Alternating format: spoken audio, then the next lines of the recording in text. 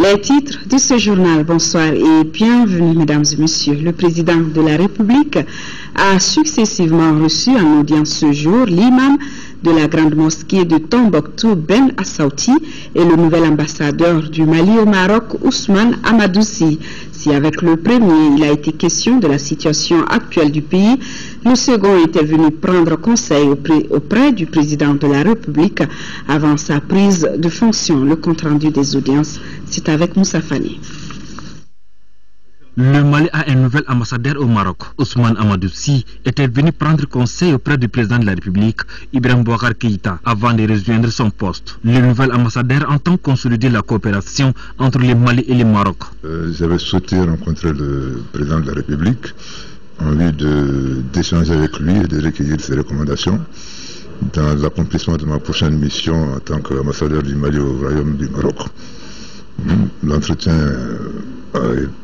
s'est bien déroulé puisque compte tenu du fait que à l'heure actuelle le Mali et le Maroc traversent une phase d'évolution dans leur rapport qui nécessite beaucoup d'entrain et puis beaucoup de travail. Si j'en juge par rapport aux deux voyages que le souverain Mohamed VI a effectués dans notre pays, d'abord l'investiture du président de la République est un événement en soi, et surtout l'éclatante visite d'État qui a été couronnée par des engagements forts pour notre pays et le Maroc.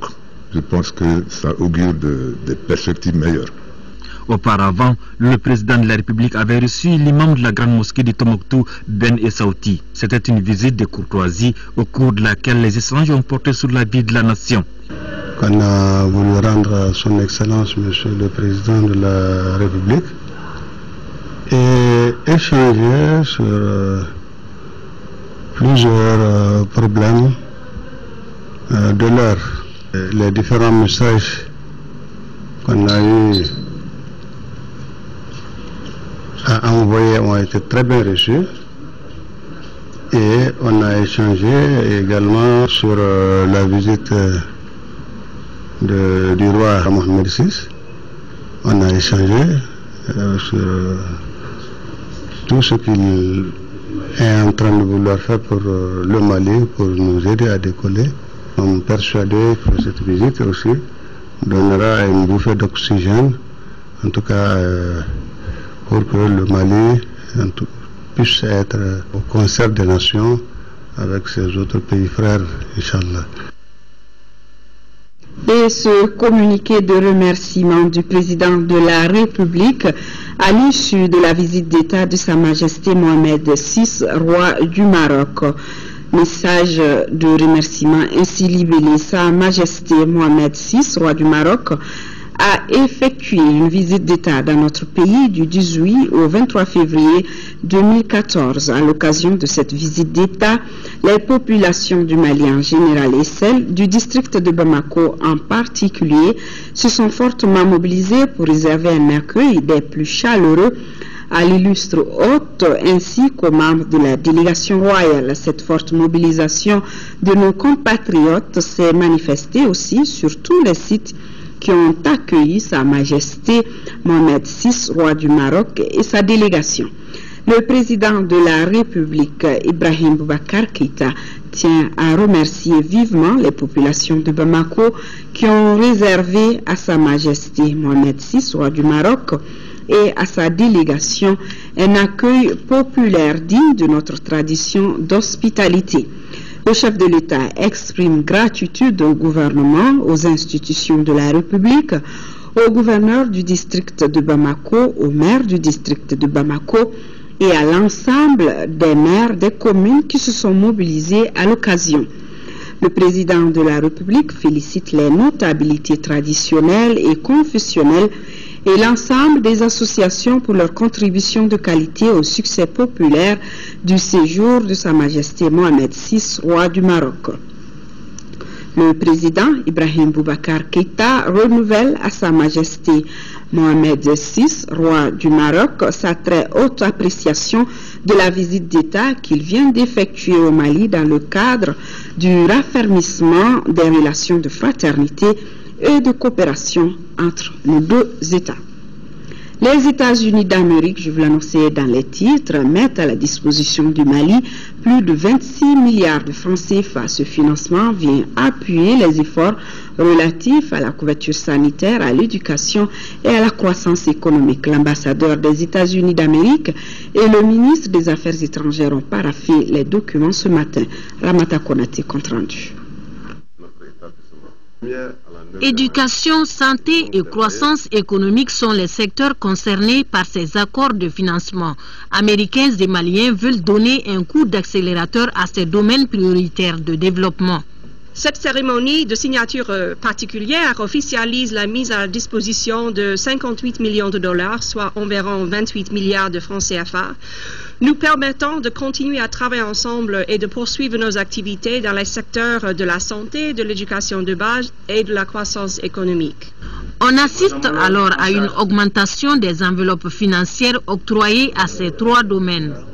Il s'agit de l'amendement numéro 16 à l'accord de subvention pour l'objectif stratégique service de santé à grand impact de 31 986 239 dollars américains. Amendement numéro 14 à l'accord de subvention pour l'objectif stratégique amélioration de la qualité de l'éducation de base de 21 497 239 dollars américains destiné à la formation des enseignants, l'élaboration et la mise en œuvre des nouveaux curricula, la participation communautaire et les systèmes d'information et de gestion de l'éducation. Enfin, l'amendement numéro 22 à l'accord de subvention pour l'objectif stratégique croissance économique accélérée de 4 840 000 dollars américains. Ce financement de plus de 26 milliards marque la reprise pleine et entière de la coopération entre Washington et Bamako, a conclu l'ambassadeur des États-Unis d'Amérique. Et signature d'un autre accord de don et d'un prêt de 16 milliards de francs CFA, cette fois-ci, entre le Mali et la République populaire de Chine. Ce don va prendre en compte l'une des préoccupations majeures du gouvernement malien, à savoir le financement du secteur socio-économique. Rachel Tessougué. La République populaire de Chine met à la disposition du Mali à titre de don une enveloppe de 12 milliards de francs CFA. Le second accord porte sur un prêt de 4 milliards de nos francs.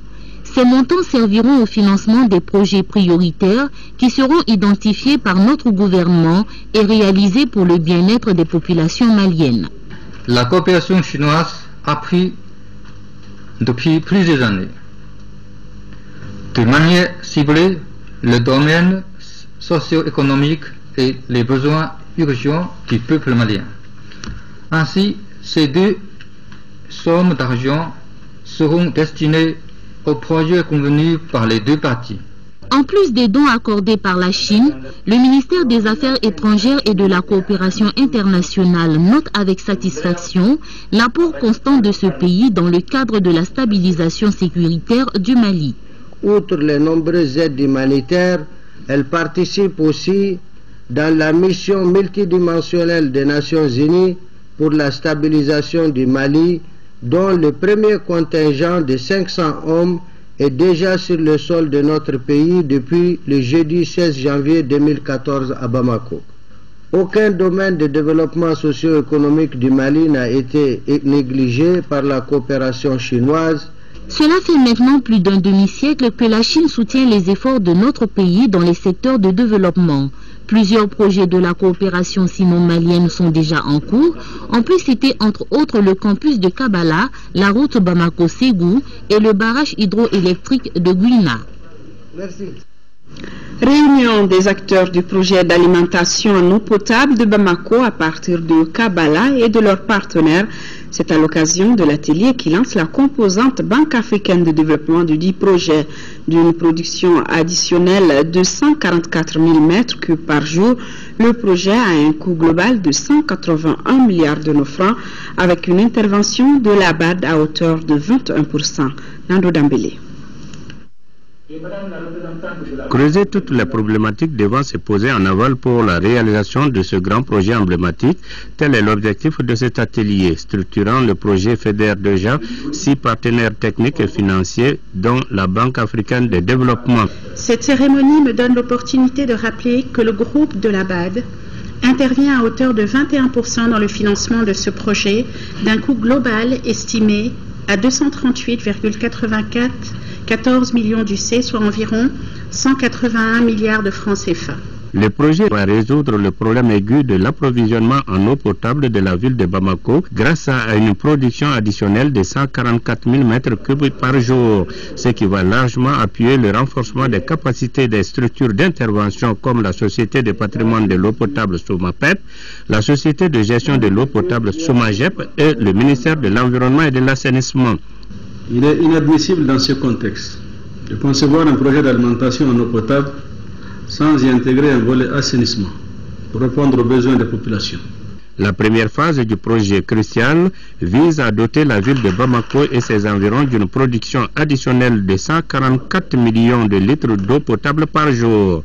Cet atelier qui se tient à la suite de la signature le 26 novembre 2013 de la convention de financement d'un montant d'environ 38 milliards de francs CFA entre la République du Mali et la Banque africaine de développement marque le début de la concrétisation d'un projet tant entendu par les populations de la capitale.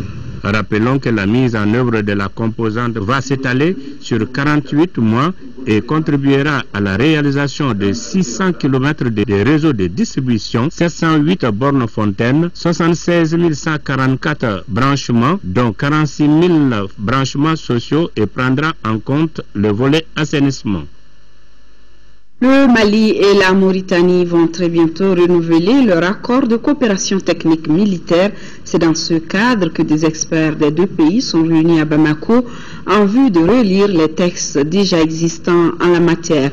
Pour plus de précision, je vous propose d'écouter Général Mahamadou Touré, chef d'état-major général des armées du Mali.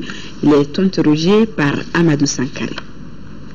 Nous avons décidé de réactualiser l'accord de coopération technique qui lie le Mali à la Mauritanie, qui avait été signé en juillet 2006 pour 5 ans avec un délai d'un an renouvelable qui a expiré l'année dernière. Nous avons estimé nécessaire que cet accord de coopération devrait être renouvelé. Donc nous avons convenu qu'en plus des mesures conservatoires ou des mesures de dynamisation de notre coopération que nous avons entreprises, que nous allons procéder à la relecture de cet accord technique ici à Bamako, au cours de cette dernière semaine du mois de février, qui va nous permettre de voir les différents volets de coopération, notamment la formation, notamment les opérations conjointes, mais aussi l'appui technique que nous pouvons nous apporter mutuellement. Bon, Général, qu'est-ce que cela représente aujourd'hui pour notre pays? Dans la dynamique entreprise par le président de la République, c'est un effort qui vise à nous rapprocher beaucoup plus de nos partenaires traditionnels. La Mauritanie, le Niger, l'Algérie, le Faso, nous sommes entourés de partenaires qui, avec nous, travaillent au sein de la CEDEAO ou dans d'autres organisations régionales pour promouvoir la paix et la sécurité. Les défis que nous avons traversés l'année dernière nous poussent le président de la République à nouer les liens les meilleurs pour nous permettre de faire face à ces enjeux qui sont transnationaux. Visite surprise du ministre de l'Urbanisme et de la politique de la ville Moussa Mara à la direction régionale de l'urbanisme et de l'habitat de Caille à 7h45. Le ministre a constaté que certains agents sont à leur poste. Le compte rendu de Mahamadi Alioubari.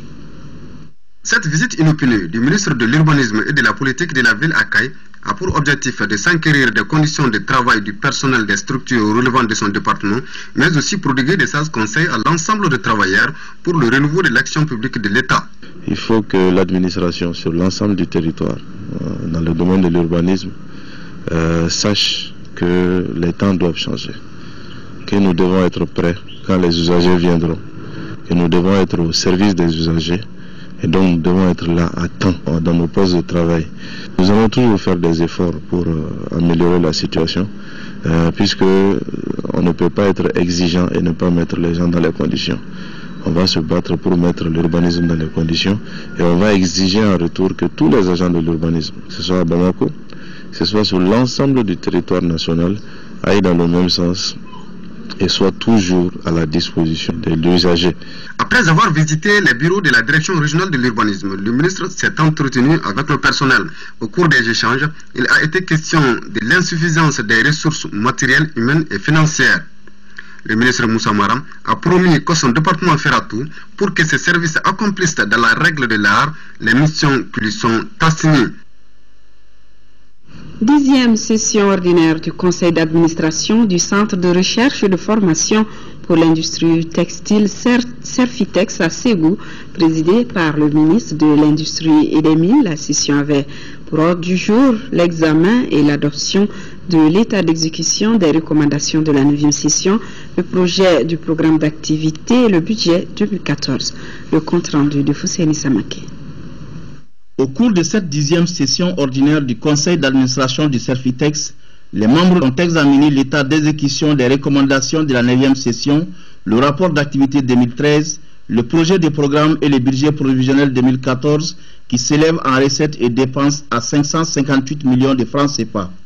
Toutes choses qui traduisent la volonté du Serfitex d'être une réponse à la demande du marché de l'emploi à travers la diversification des filières de formation. Dans le cadre de la formation continue, nous envisageons des formations destinées aux producteurs de l'association cotonnière africaine, aux acteurs de la filière coton textile des États membres de l'UEMOA, aux agents de la CMDT, aux agents de la Comatex et de certaines entreprises bien identifiées. Aujourd'hui, le Serfitex a fait un grand pas dans le domaine de la formation des élèves et étudiants dans le domaine des chaînes de valeur de coton.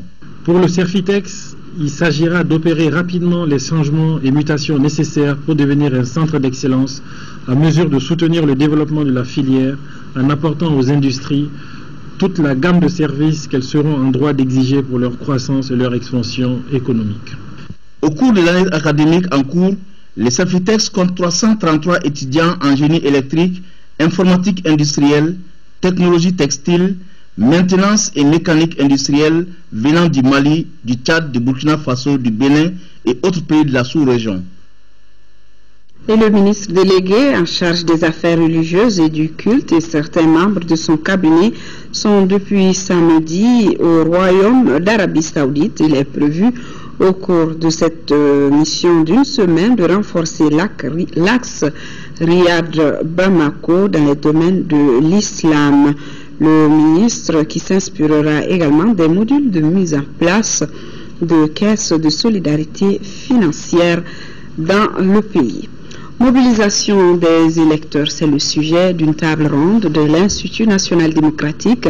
Il s'agit pour les organisateurs d'analyser les efforts déployés en matière de mobilisation des électeurs par les acteurs impliqués dans le processus électoral dans notre pays. Les représentants des partis politiques, des structures nationales et internationales impliqués dans l'organisation des élections prennent part à la rencontre. Agali Agagissa. Tirer les forces et les faiblesses du processus électoral au Mali. C'est l'objectif de cette table ronde qui se tient après les rencontres régionales organisées par l'Institut national démocratique dans le même cadre. Si le taux de participation enregistré ont été de 48,98% au premier tour, 45,78% au second tour pour les présidentielles, de 38,62% pour le premier tour, et 37,24% pour le second tour des législatives, il constitue assurément un progrès sans précédent au Mali. Une initiative qui cadre avec les objectifs du projet d'appui au processus électoral au Mali, PAPEM.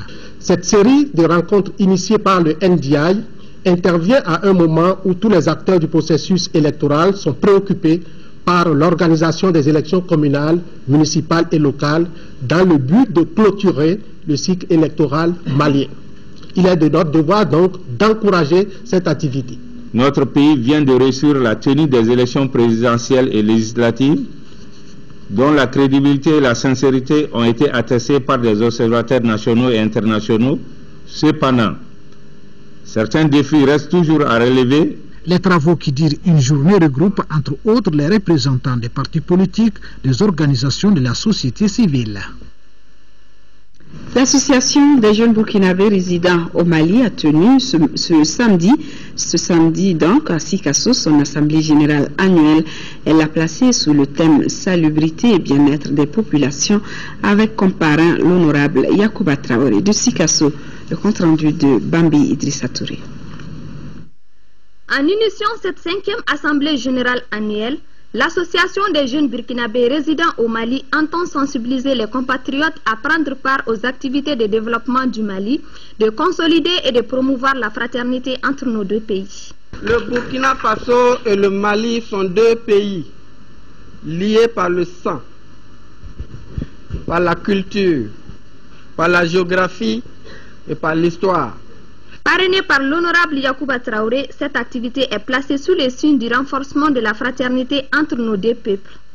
Occasion pour les autorités régionales de saluer cette initiative. Cette rencontre de fraternité entre les forces armées et de sécurité du Burkina et du Mali est un idéal parce que le socle de tout développement en réalité est basé sur les forces armées de sécurité. Pour couronner l'événement, des distinctions de félicitations ont été remises aux forces de sécurité burkinabées en service à la frontière des Koloko pour la fraternité manifestée et la qualité de collaboration avec les forces de sécurité du Mali dans le cadre de la fluidité de passage des ressortissants. L'activité a pris fin par l'assainissement dans la cour de la gendarmerie nationale. Un groupe de bandits vient d'être mis hors d'état de nuire, une opération rendue possible grâce à une coordination des actions entre le commissariat de police du 4e arrondissement de Bamako et la police de San, composée de 3 personnes, dont une femme. Ils ont été pris en position d'une importante somme d'argent, d'armes et de plusieurs téléphones portables. Mohamed Ould Mamouni. Aboubakar Koulibaly, de nationalité ivoirienne, un Burkinabé, Adama Koulibaly, et Karigatou Kouyaté, une Malienne mariée en Côte d'Ivoire, c'est le trio qui forme la bande de braqueurs arrêtés vendredi 14 février dernier dans le cercle de San. Ils ont braqué 24 heures plus tôt un guichet Western Union à Bakodjikoroni Golf et dévalisé la faculté des sciences économiques et de gestion de l'université de Bamako.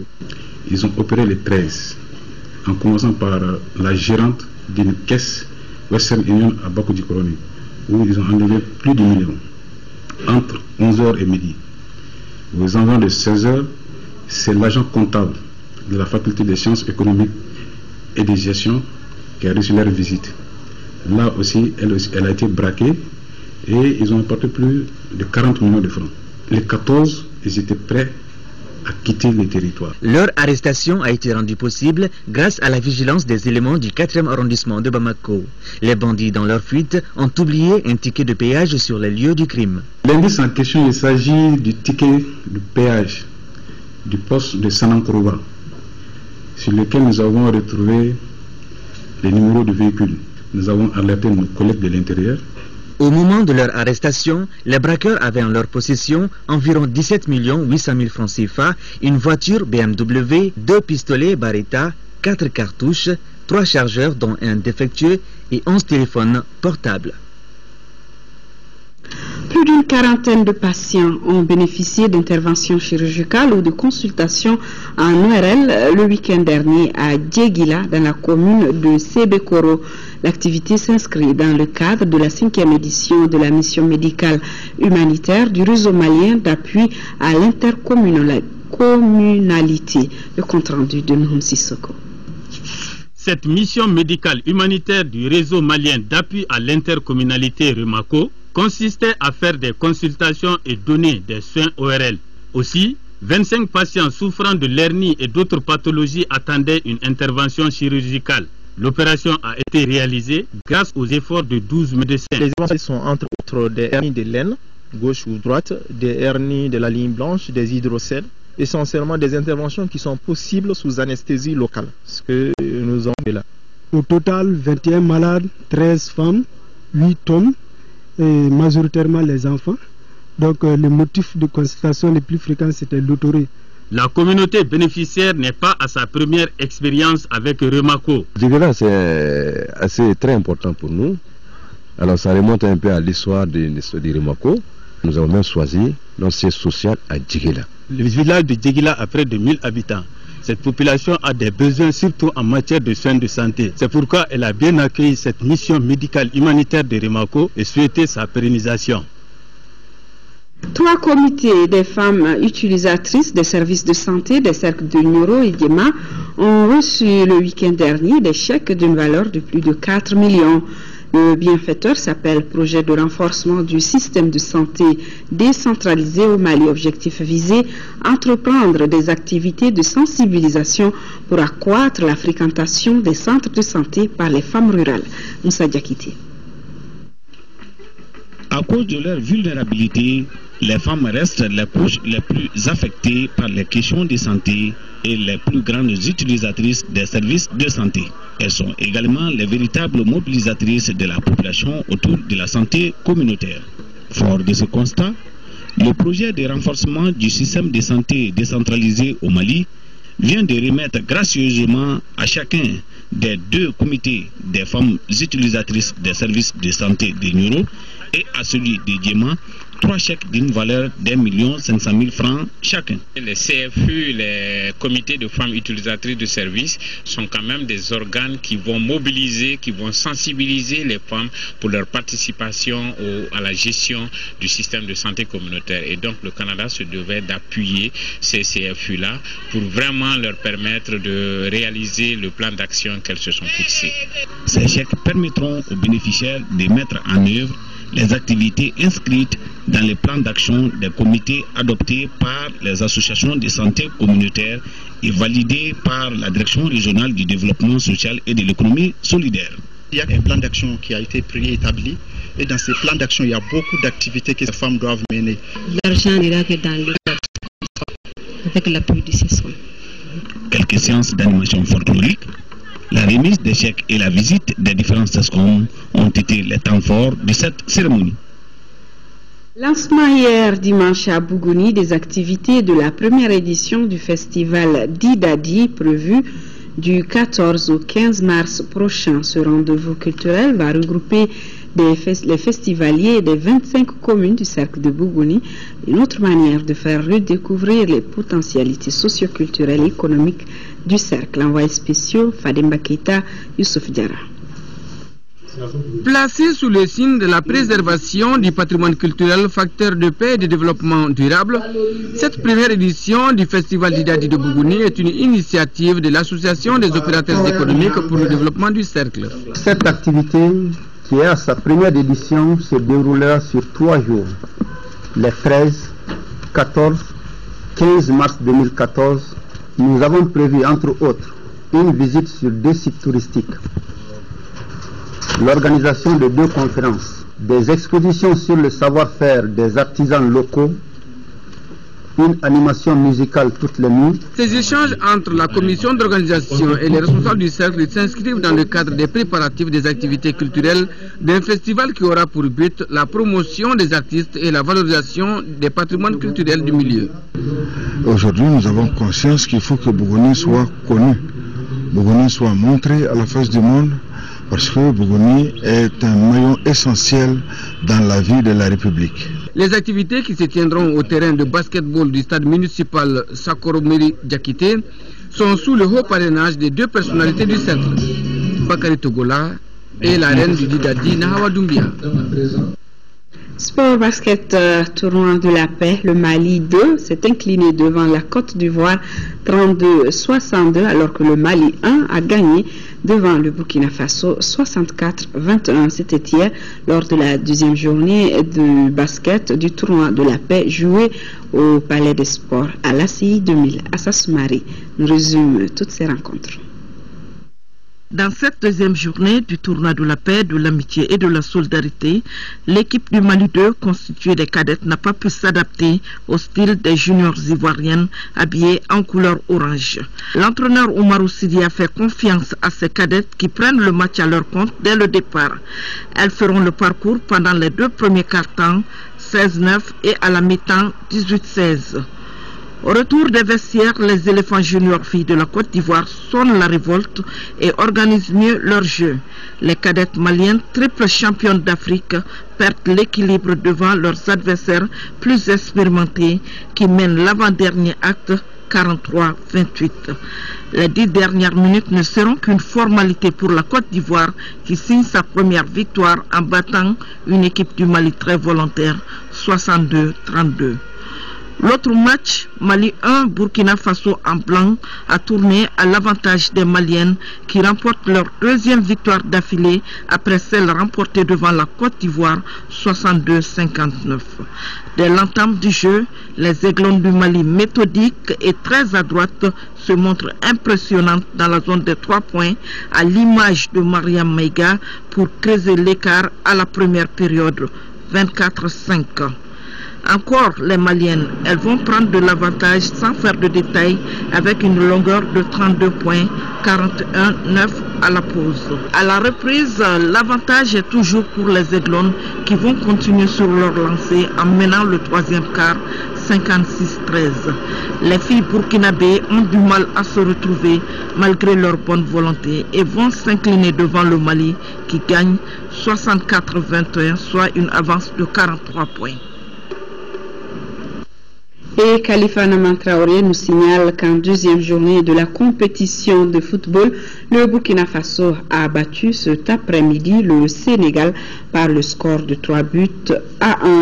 La chronique santé du jour est en service d'urologie pour parler de calcul urinaire, des formations de corps étrangers dans les voies urinaires qui provoquent des douleurs terribles avant de contribuer à détruire le rein si rien n'est fait pour enlever les cristaux. On nous dit qu'en dehors des malformations congénitales au niveau des voies urinaires, boire peu tout en consommant beaucoup d'aliments riches en calcium contribue à l'apparition de calculs. Voyons les détails dans Focus Santé, une réalisation de Tessira Dambélé.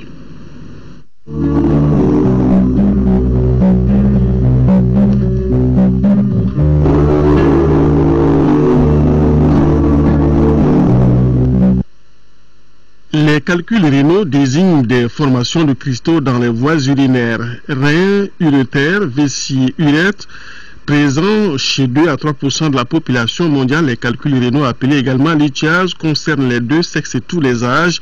Le chirurgien urologue professeur Ali Tembeli reconnaît qu'en service d'urologie du CHU du Point-G, 30% des patients consultent pour des douleurs qui conduisent à des calculs urinaires.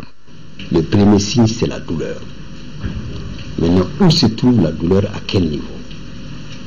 Au niveau du dos, ce qu'on appelle vulgairement ouvert. Ça dit que sous la 12e côte et un peu en arrière. Le deuxième signe qu'il faut, c'est qu'il y a du sang dans les urines. Et ce sang, il peut être visible à l'œil nu ou pas. Après maintenant cette hématurie, il y a ce qu'on appelle la fièvre. Les lithiases résultent d'une sursaturation de la composition de l'urine pouvant donner des cristaux dont la taille peut varier de celle d'un grain de sable à celle d'une balle de golf. Mais l'alimentation et le climat chaud sont deux facteurs importants dans leur apparition. L'alimentation compte beaucoup parce qu'il y a les composants des différents aliments, donc des substances chimiques. Je rappelle ce qu'on dit, l'urine d'abord est composée d'eau, de substances chimiques et qui aboutit à une certaine concentration. Le calcul au préalable, il est formé de cristaux. Et ces cristaux vont grossir avec le temps et pour se fixer à un endroit donné depuis le rein jusqu'à la sortie. Une forte consommation de viande rouge et d'aliments riches en calcium, une faible consommation d'eau et la déshydratation sont donc des éléments favorisants, de même que certaines malformations congénitales au niveau des voies urinaires. Mais les spécialistes rassurent, boire beaucoup d'eau et pratiquer un sport sont des moyens pour éviter ou évacuer les calculs avant qu'ils ne soient gênants. Mais quand les calculs grandissent et bloquent l'évacuation des urines, ils peuvent avoir des conséquences fâcheuses sur la santé de l'individu. La plus grave des conséquences des maladies, c'est l'insuffisance rénale. Et quand les deux reins sont bloqués et qu'il n'y a pas possibilité d'écoulement des urines, donc on finit par avoir une insuffisance rénale sans traitement et le décès peut en suivre. Mais avant cela, le patient aura traversé colique néphrétique et rétention d'urine. Pour éliminer les calculs qui résistent, les spécialistes passent par plusieurs méthodes. La chirurgie ouverte, la chirurgie percutanée, la chirurgie endoscopique en empruntant les voies urinaires naturelles. Mais depuis 2012, l'hôpital du Point G dispose de la dernière technologie en matière d'élimination des calculs appelée lithotripsie extracorporelle. Le calcul, il est dans l'oreille, ou il est dans l'urétère, ou il est même la vessie. Le patient vient, une fois que le diagnostic est posé, nous partons l'installer sur la table sans anesthésie, sans piqûre, et avec nos repères, nous arrivons à casser le calcul par onde de choc. Rien n'échappe à cette méthode, que le calcul soit visible à la radio ou non.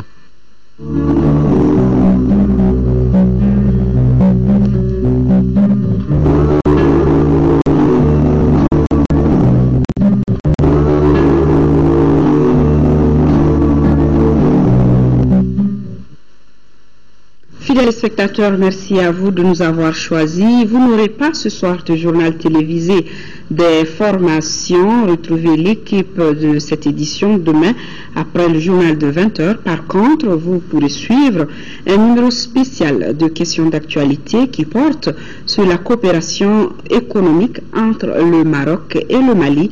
Un débat animé par Aoui Touré. Demain, 10h-13h, Mohamed Touré. Je serai là avec tout le plaisir